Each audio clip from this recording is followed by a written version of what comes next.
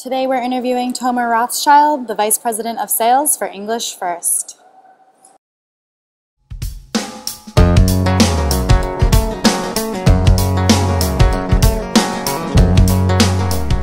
So I came to China about 16 years ago in 1995, and I just finished college, and I really wanted to study another foreign language. In college, my major was philosophy, which, as you can imagine, was very firmly in the liberal arts field. And at the time, I wanted to go to law school, and my plan was to go be a lawyer focusing on international law with a focus on China. And so the first thing that I wanted to do was go study Chinese. So I came to China and just started studying and found out that I really liked it and loved studying the language. And so I stayed in China and in Taiwan for a total of 2.5 years studying Mandarin. And you could say I basically got hooked when I started. I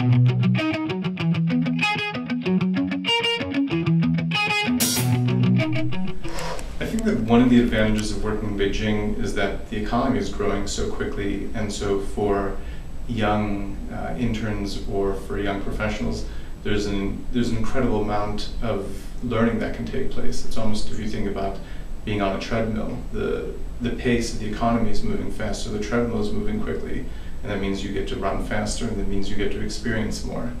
And so I think that a growing economy and a fast-moving economy like China is a great place for people to get an internship and to start learning very quickly, and just to be able to see a tremendous diversity and array of business problems or of business situations very early on in their career.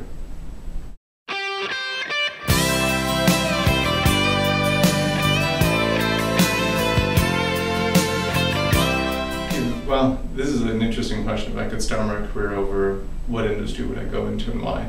I'm actually really happy with the industry that I'm in now. I work in the education industry in China, and when I think about it more broadly, I classify it as a consumer-facing industry.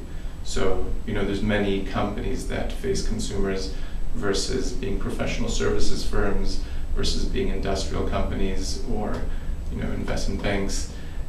I like being in a consumer-facing industry because I like understanding how consumers make decisions, what's consumer behavior, and it's a great way to sort of touch the society.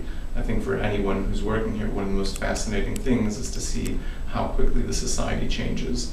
And in a consumer-facing industry, like us, we're B2C, you get to see exactly what consumers are thinking and how they make decisions, and I really like that. I think it's one of the most exciting parts of being in China now.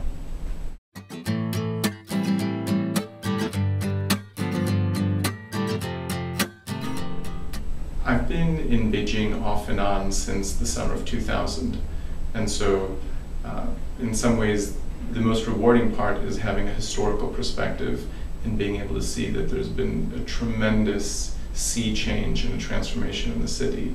And really from any perspective, if you look architecturally in terms of urban planning or no planning, if you just look at traffic patterns, then if you look at society, at people's attitudes, at consumer behavior, the friends that you have, what they're doing, their lifestyle, how it's changing, I think that those things are really interesting. And so being in a place where history is happening and even having a small part of making that history is very exciting and rewarding.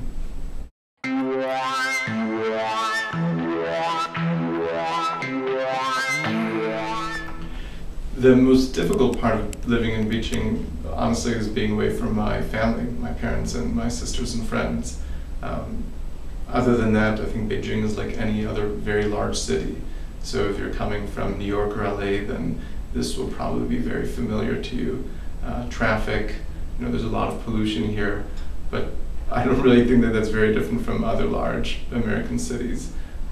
Unlike Chicago, I guess, we don't have a Lake Michigan here to provide fresh air. But I really like Beijing. I think it's a great place to live, and I think that the benefits of a fast-moving society and a fast-moving economy, and really a very, very interesting group of people here, and especially young professionals, I think that that outweighs any disadvantages or any negative aspects of being here.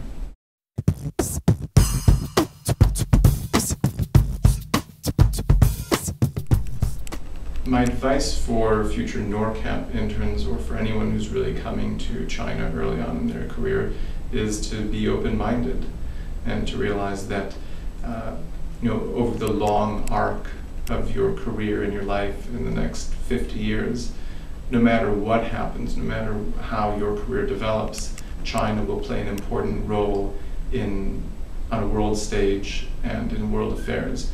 And so whether or not you decide to make China a pivotal or crucial point of your career, it will be part of your life. And having that early exposure, or having that exposure early on in your career, can be extremely valuable.